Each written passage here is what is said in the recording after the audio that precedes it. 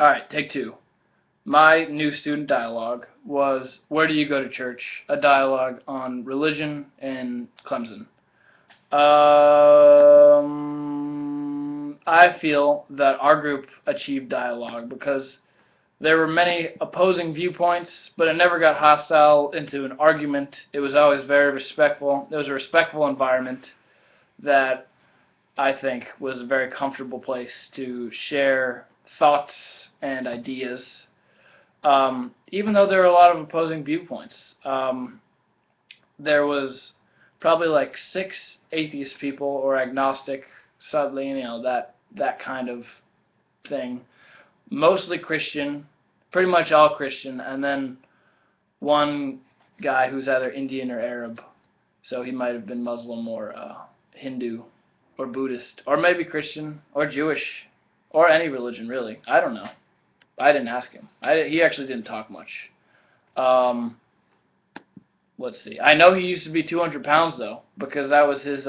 No, like 220. That was his fact. Like we had to do a thing where we said our name, our major, and one thing that was either true or false about us. And his was that he used to be 250 pounds. And he was a skinny guy too, and he said that that was true. So he used to be very, very heavy, but now he's not. So good for him for losing all that weight. But then after that, he didn't really talk too much. There were, let's see, there were active and passive voices, absolutely, or reserved voices. But there were probably like 10 active voices in the room. I'd say I was one of them. I was talking a good amount because I don't like the awkward silence. It makes me uneasy. So I got to keep things going if something dies down. But so yeah, there's probably like 8 or 10 of us that were carrying the conversation. And out of the 30 people, there were probably another 10 that talked to some, but not like a lot. And then the rest of the people maybe said one thing. Some didn't say anything. But I mean, it's all good. It's not like it's a judge-free zone. It was a dialogue, not an argument. You're not getting graded on how much you talk.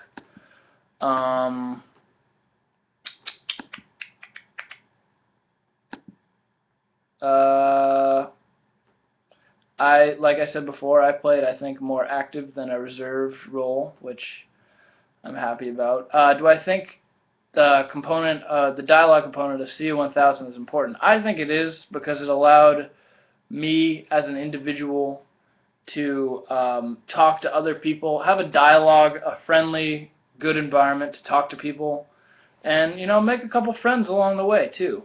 The fact that I did it later in the year made it like I had already established a lot, like other people that I was friendly with. So I guess I didn't really make friends, but I think if I did it earlier in the year, maybe I would have. Not to say that I'm not going to be friendly to the people that I met. Like there's this one kid who lives in I think McCabe or something, and he was a very social guy. He was African American.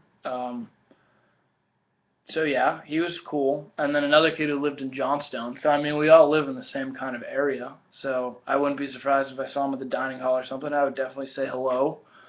Do I see the dialogue as useful in my university experience? I would say absolutely, because it opened my eyes really to all the different religions and perspectives in Clemson. Even though there's not really that many different ones, I'd say probably like the national average is 74% Christian. I'd say Clemson's probably around 90, honestly. There's a lot of Christian people here. And that's like a Christian upbringing. Maybe there's like atheists in there too that their parents were Christian, but they're like, no, I'm not going to have any of that. I'm going to be an atheist instead, or an agnostic. But I don't know, maybe not. There's at least like 4 because there's 4 in my group, so maybe those were the only 4. Maybe there are more. I don't know. But yeah, there was, like I said before, there was one, maybe Muslim or Hindu person. I don't really know what Hindu is. I don't know if it's like Buddhism, where it's like they don't believe in a god, it's more like self-realization. Or actually, no, because Hindus like the guys with the blue guy with 8 arms, and they like cows, they don't want to kill cows and stuff like that. That's India. That's where the Hindu people are. Oh, and then like reincarnation and stuff, that's also Hindu. So I guess they kind of do. I don't really know much about Hinduism.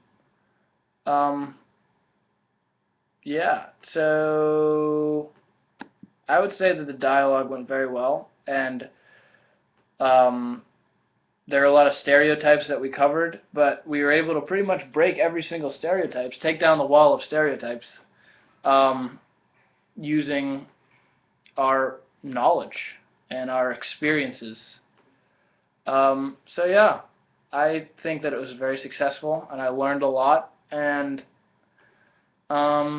yeah, so this is Jack Sullivan, John Roger Sullivan, signing off.